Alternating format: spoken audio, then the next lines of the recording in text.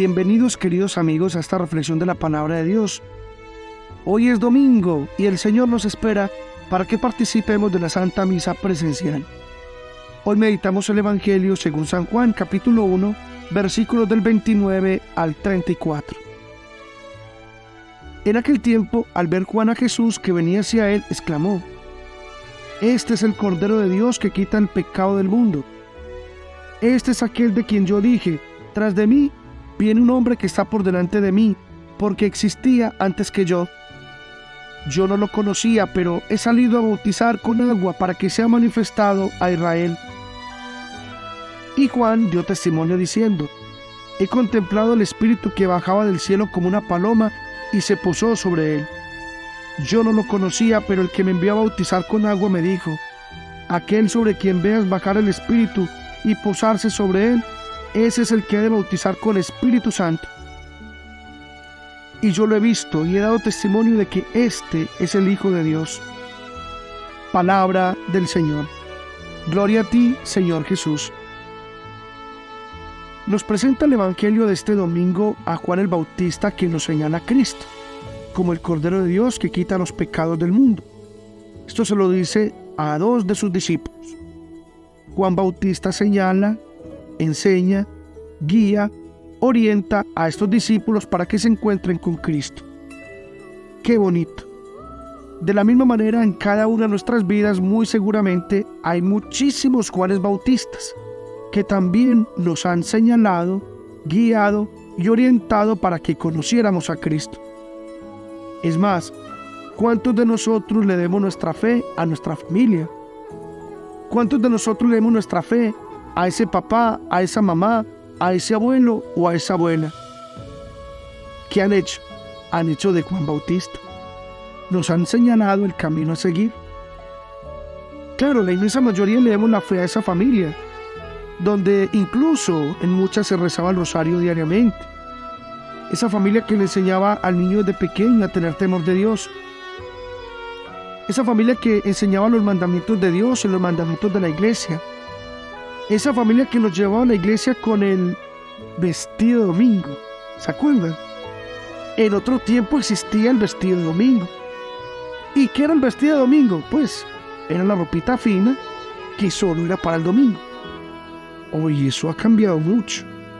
Hoy son la chancla, la chinela, las bermudas, los shorts, la pantaloneta, la camiseta de fútbol. Es para el domingo. Cambio, en esa otra época era el saco, la corbata, era el traje dominguero. A los niños los arreglaban, los bañaban temprano, los peinaban y los llevaban a la iglesia. Bueno, hoy en día la cultura por sí misma ya no les abre la dimensión de la fe, y menos a la dimensión de la fe en Jesucristo y en el Dios de Jesucristo.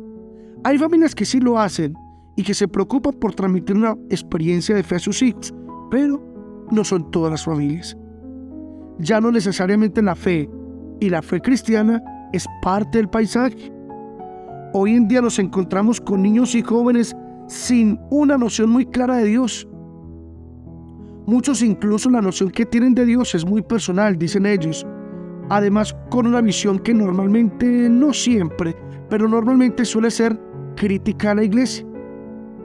Lamentablemente, como dice el Papa Francisco, hace más ruido un árbol cayendo que un bosque creciendo.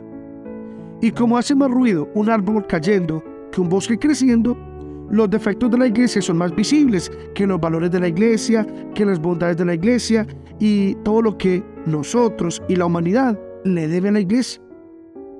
Uno nada más mira hoy todo lo que damos por hecho que son el servicio social, desde la salud hasta la educación, y todo eso que hoy es normal que lo realice la sociedad.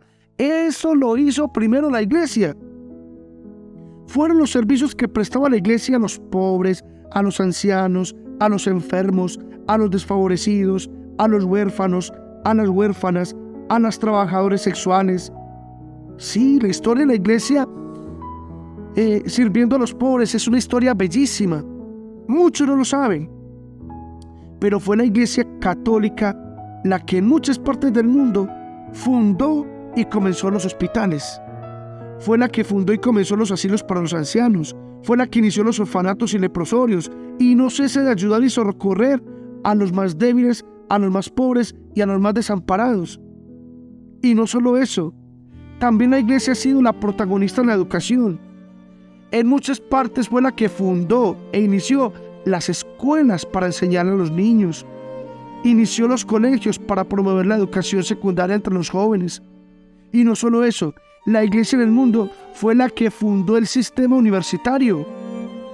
Hoy, cuando tantos universitarios miran con cierto desdén, desprecio e indiferencia a la iglesia, y no saben que gracias a la Iglesia Católica, la universidad hoy es una realidad.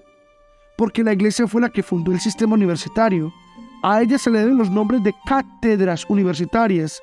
Cátedra viene de silla, la silla donde se sentaba el que enseñaba.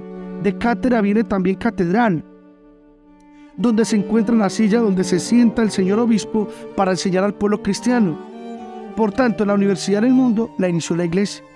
Aquí en América, la universidad la trajeron los jesuitas, los dominicos, los franciscanos, los carmelitas. Pero claro, los 2 árboles, o 3, o 5 que se cayeron de los escándalos de pedofilia, del cura que en vez de santidad tiene una vida corrupta, pues terminan marcando de alguna manera una posición muy crítica de tener una gran dificultad para creer en el Dios de la iglesia, porque pareciera que la iglesia no es agradable en los ojos.